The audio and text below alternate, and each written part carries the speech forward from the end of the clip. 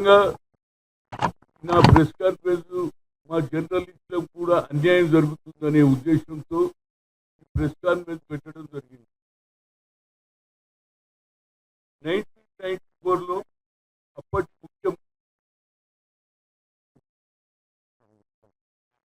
అప్పటి ముఖ్యమంత్రి అయినటువంటి కోట్ల విజయభాస్కర్ రెడ్డి గారు 60 ఎకరాల భూమిని కేటాయించారు. ఎందుకంటే జర్నలిస్టులకు సొంత ఇల్లు ఉండాలి అనేది గతంలో కూడా ఏది ఇవ్వడం జరిగింది. తర్వాత ఎవరైతే మెంబర్స్ అయినరో ఏళ్ళ కనబడి ఉన్నారో వాళ్ళందరికీ ఇవ్వడం జరిగింది. అది దాన్ని ఇవాళ 30 ఏళ్ల తర్వాత రంగారెడ్డి జిల్లా గోపన్పల్లి జర్నలిస్ట్ దానిలో కొంత భూమి తమదేనని భూ కబ్జాదారులు వాదిస్తున్నారు. సర్వే నంబర్ 80లోని భూమి తనదేనని పేర్కొంటూ రాజు అనే వ్యక్తి 41 మంది జర్నలిస్టులకు నోటీస్ జారీ చేశారు. కానీ జర్నలిస్టు కేటాయించిన భూమి సర్వే నంబర్ ఎంత తెలుసా? 74. ఇక దీంతో మీరు అర్థం చేసుకోండి సర్వే నంబర్లు ఎట్లయితున్నది. ఒక ఆధారంగా చూపిస్తాను. ఎందుకంటే కలెక్టర్ గారు రాసినది చూపిస్తే fake survey number 28/3 created by Reddy, Rajagopal Reddy and others. అంటే అందులో ఏం పేరు నర్సయ్య. అంటే ఇది ఎట్లా నడుస్తుందంటే భూ కబ్జాదారులు. ఎందుకంటే ఎప్పుడైతే మా ముఖ్యమంత్రి గారు రావడంతో నేను మొదలు కూడా అనుకునేది ఇది ఐడియా ఏంద్ర బాబు, మున్సిపల్ కార్పొరేషన్ ఉన్నాను. కానీ ఆయనకు ఒక మంచి ఆలోచన వచ్చింది.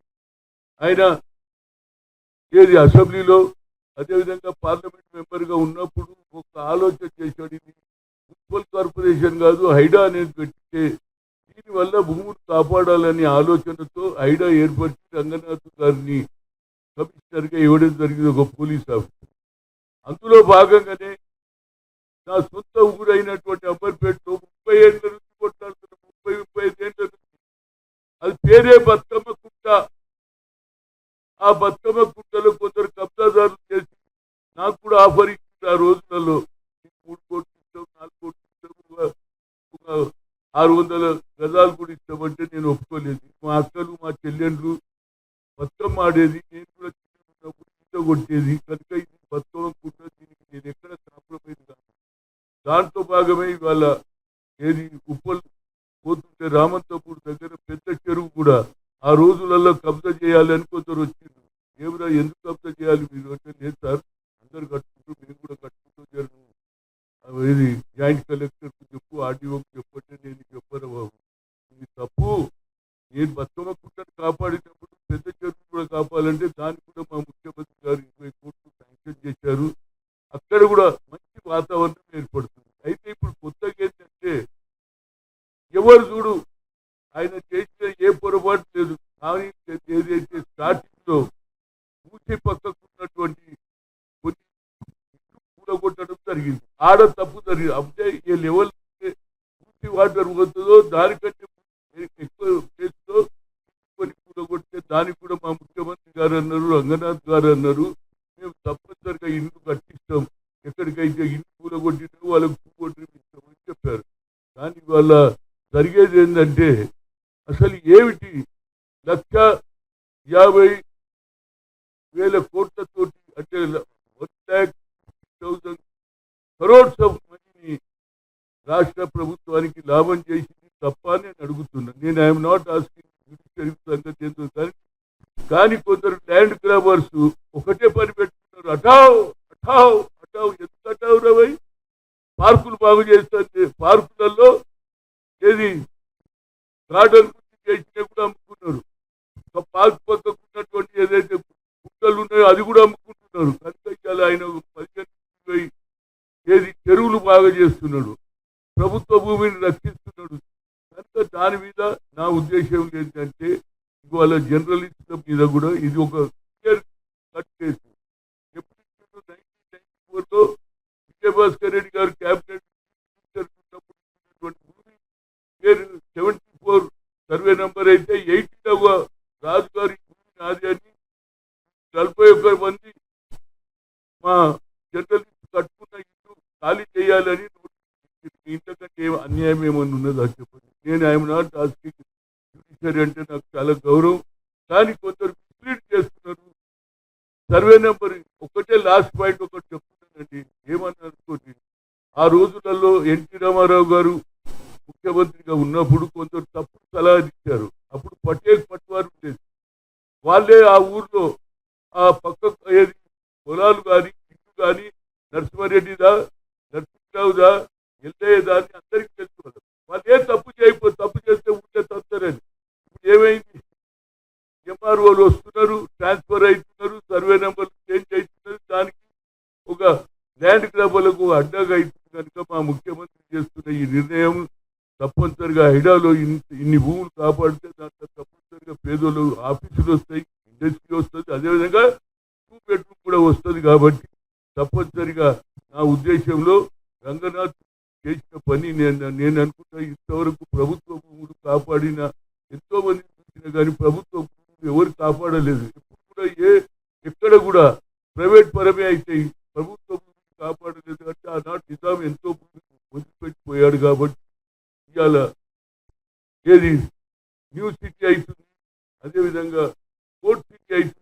మా ముఖ్యమంత్రి గారు చాలా డెవలప్ చేస్తున్నారు, దానివల్ల ఉద్యోగాలు వస్తాయి.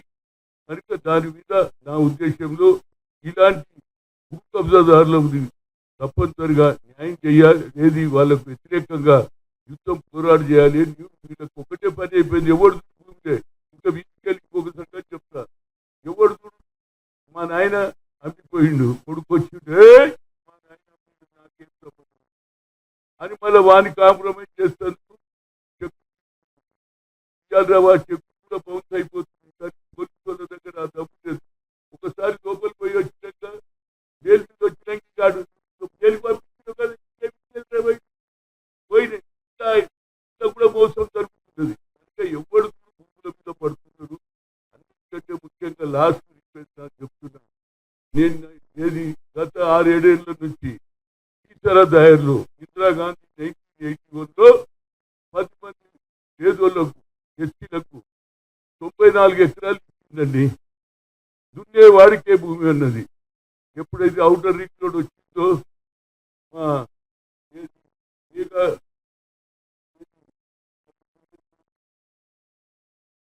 కృష్ణారెడ్డి గారు అనే దొరవారికి ఆలోచనలో మార్పు వచ్చింది. అందుకెళ్ళి ఇద్దరు ఎప్పుడో చచ్చిపోయింది. కానీ దొంగ సంతకాలు పెట్టి మొదలు తన పేరు మీద చేసుకున్నాడు. తర్వాత కోడళ్ళ పేరు మీద తీసుకొని ఒక్కొక్క విద్య 4 కోట్లకు అమ్ముతున్నారు బాబు. వాళ్ళు 120 మంది ఉన్నారు.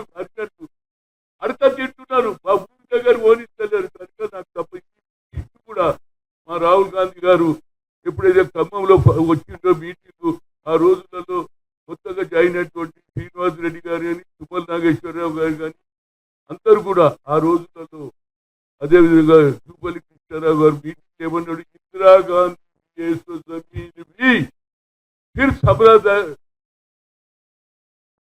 సంప్రదాయాలు లేని అంటే దూరాలు మళ్ళీ తీసుకున్నారని దాని మీద నేను మొదటి కొట్లాడుతున్నా. ఇప్పుడు కూడా మా శ్రీనివాస్ రెడ్డికి రిక్వెస్ట్ చేసి భూభారతిలో ఇవాళ ధరణి మీద మీరు చాలా మంచి నిర్ణయాలు తీసుకున్నారు.